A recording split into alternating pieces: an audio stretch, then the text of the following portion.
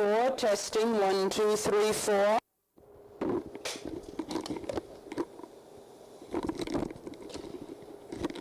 Interview with Mr. Ludwig Dekel. In October 1942, the Hungarians took me to Tosnad. I was called in under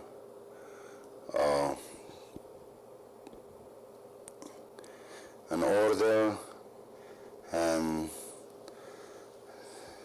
over there we were gathered together and we were called the 102 per 2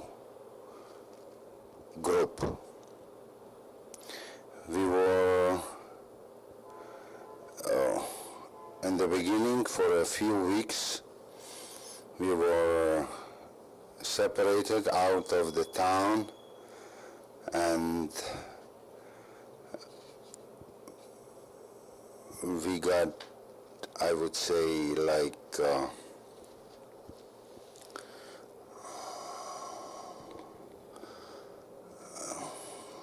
don't know.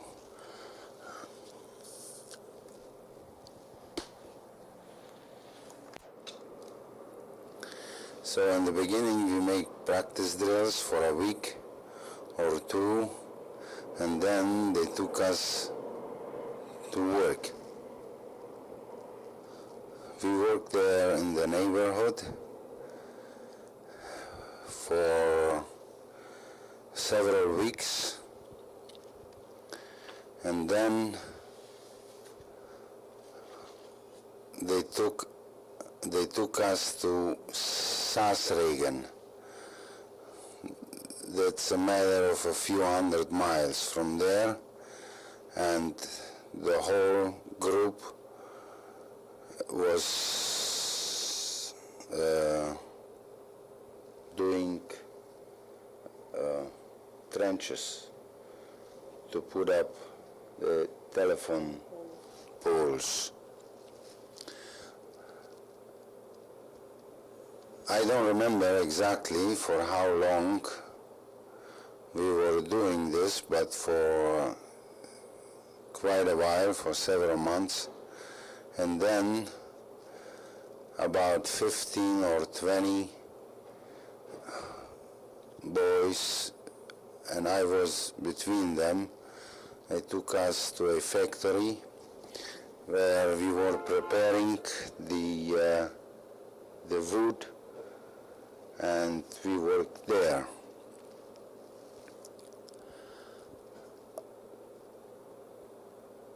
As far the food, we were able to get alone, and when we had a chance, we went into the town. We bribed the Hungarian officers, and this way we brought in some food from the Jewish people that we got known there. Later on, it was around 44, in the beginning of 44, they took us by train to Borsodbánya, all the way up there in the mountains on the front lines. We went there every day. I would say we slept more in the open because there wasn't enough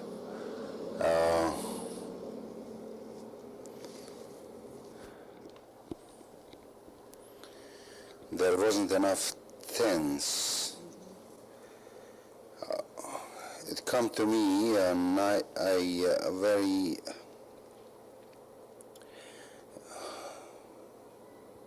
interesting episode,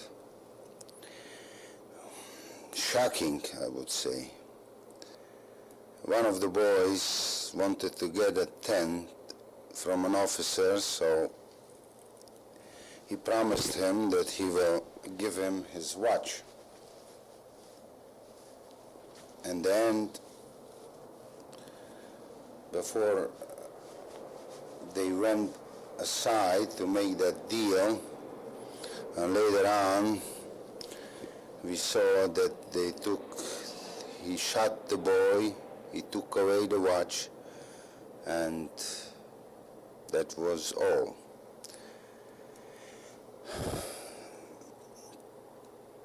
Well, so things went on day by day. We went up right behind the lines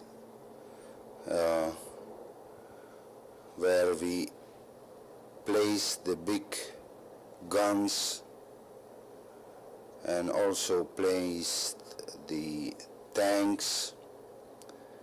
And I even remember once after a battle we were picking up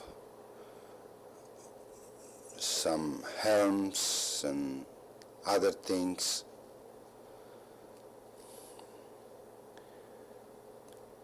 I was one of the lucky ones because we were from the town, around 12 boys, and one of the boys worked in the bakery, and this way we were able to get a little bit more bread.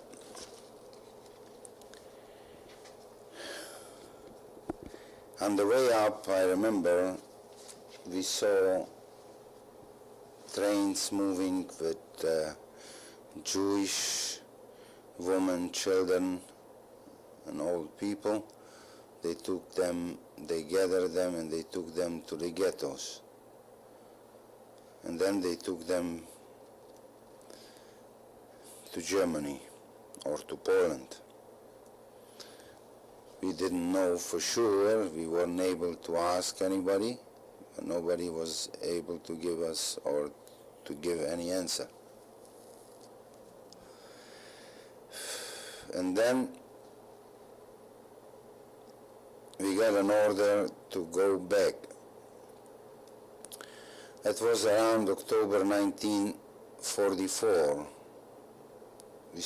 We come down from the hills, from the mountains, and by walking, a lot of people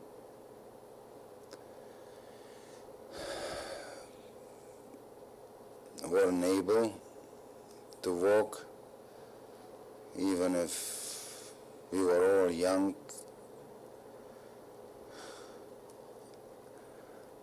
But we managed somehow,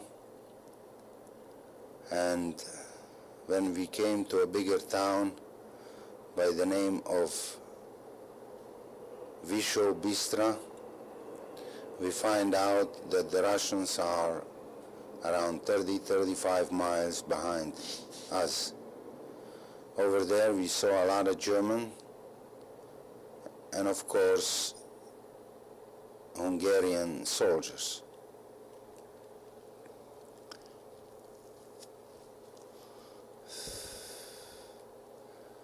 We walked at daytime, and at night time they placed us along the way in the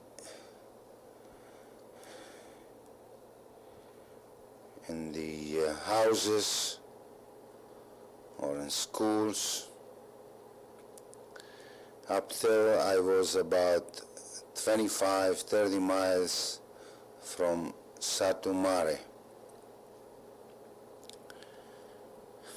And then came to me an idea we should escape, because we figured that they are not going to let us go. They're going to take us where they took our parents and the rest of the family. So when we camped, our group or battalion, whatever the name was,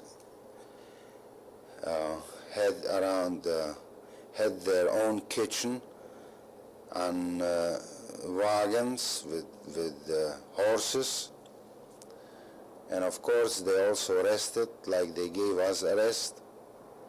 And then I spoke to another few boys from my hometown. We should try to drive the horses away, and this way we will be able to run after them and try to catch them, and that will be a good excuse to disappear. And my calculation was right, and this way I was lucky, and I disappeared with other two boys from the same camp. And right after that,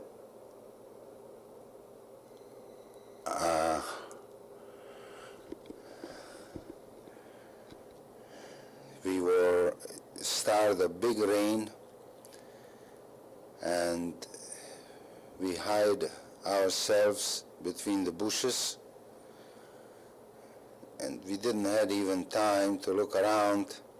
All of a sudden we saw before us 3 Hungarian soldiers with rifles, with pistols. And in the beginning we thought that this is the end of it, but later on we find out that they had the same cause, and because there were Hungarian soldiers from the area, they figured to do the same thing that we did, and they ran away from their own units. Matter of fact, they gave us also something to eat. When the night fell down, we went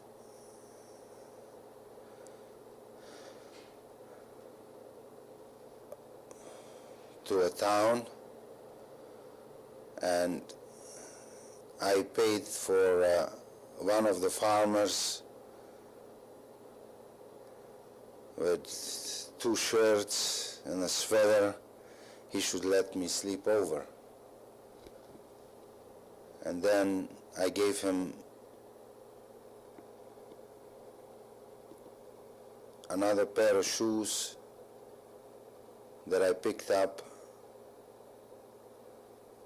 and he took me to another town where the Germans wasn't there.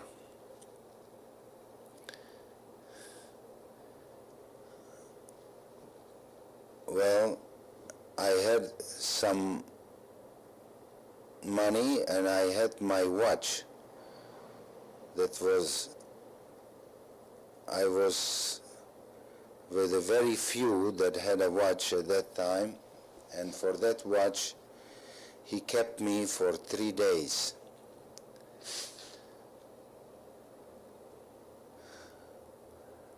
And he kept me between where he had the pigs. And when the first Russian partisans came into that little town, he came to me and he said he thinks that I should come out because they don't know how to speak to them, and because of my chair language I was able more to understand. So I went there and we celebrate with vodka, and in the morning the other day I was trying to get on the way home with the other two boys, but I had to sleep over in another town, and then in the middle of the night one officer and two Russian soldiers came in and they said we should move out in the other room, in the hallway. And in the morning, when we want to go on our way, he stopped me. He said he's not going to let me go home because he needs me. In this area, all the population doesn't speak any Slavish language, and I would be the interpreter. So I didn't have any choice, and I had to go with him to recuperate schools and other things, because that was the front runners of the Russian army that came after them, and they had to make place for them. In one occasion, we went to a factory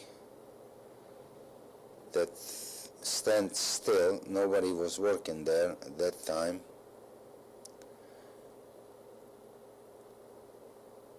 And we went inside, and I was alone with one of the soldiers, so he pulled his rifle on me and he said I should give him my shoes, otherwise he's gonna kill me. So I keep my cool, and I said, for this you don't have to kill me, I gladly give you my shoes. So I took off my shoes and I said, I think now you don't need me anymore, maybe you let me go. So, and then he really let me go, and I started walking to my hometown. On the way home, I got another surprise from a Russian soldier. He took away my old belongings that I took with me, and he said I should be happy that he leaves me alive. On the 28th of October, I arrived to Tyachovo in my hometown at the same time when the Czechoslovakian soldiers came in. I lived there only for 5 or 6 weeks, and then I find out that the Russians want to occupy this place. So I left at night, and I went to Satu Mare in Transylvania. From there to Arad, from there to Bucharest, and every place I stood for day or two, and in Bucharest it was in February, the end of February 1945, right after Bucharest was liberated. I find out from my friend that they brought over the first liberated people to a school in Budapest, and maybe we should go there and maybe we find somebody from our family. As a matter of fact, I find there my sister, Rebecca.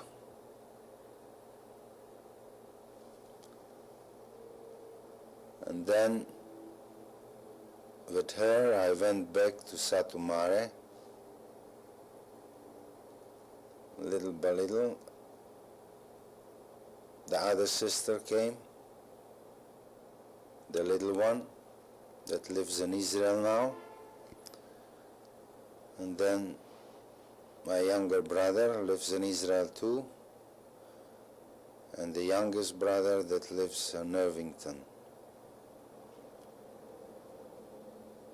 Around August 1945, I went to the house to Ustye nad Labem in Czechoslovakia, where I required an apartment, and I took my two brothers and two sisters, and we lived there. They went in 46 on their way to Israel, and I lived there up till March 1949, when I left Czechoslovakia for Israel.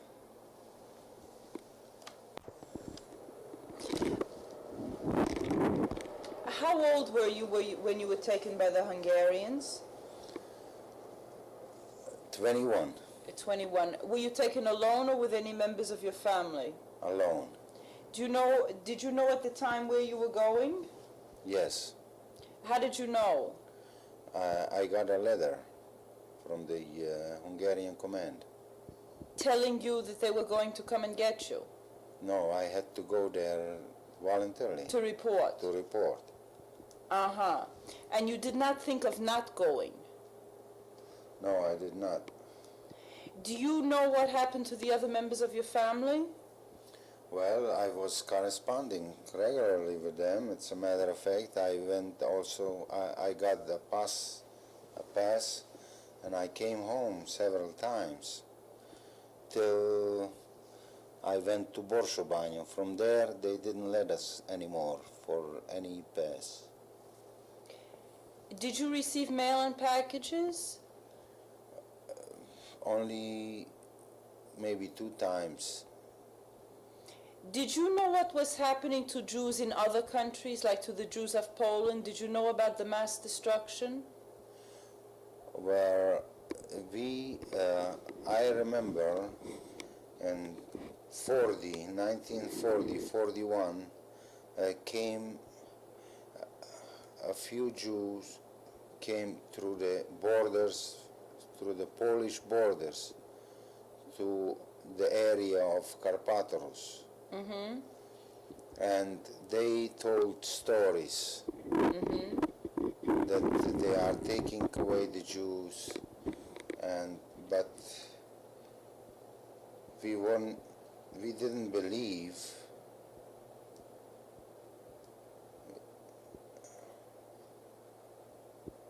But in our own family, my uncle, with his whole family, because he was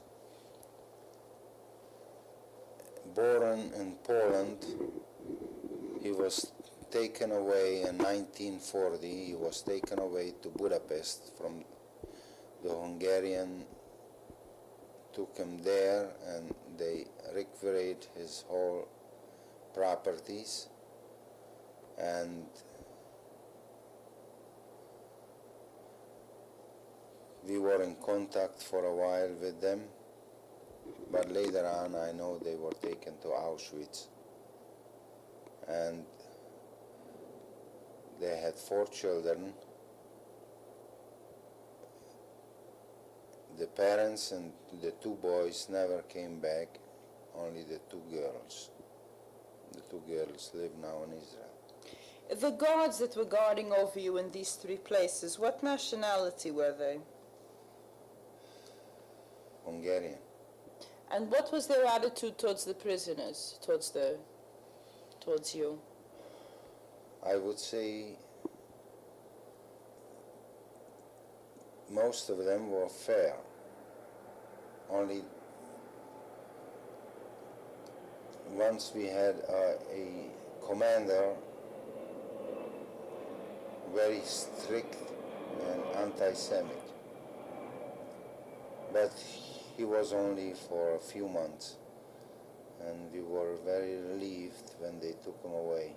They placed him on another. And how many guards were there? 12. And the places where you stayed were surrounded by barbed wire?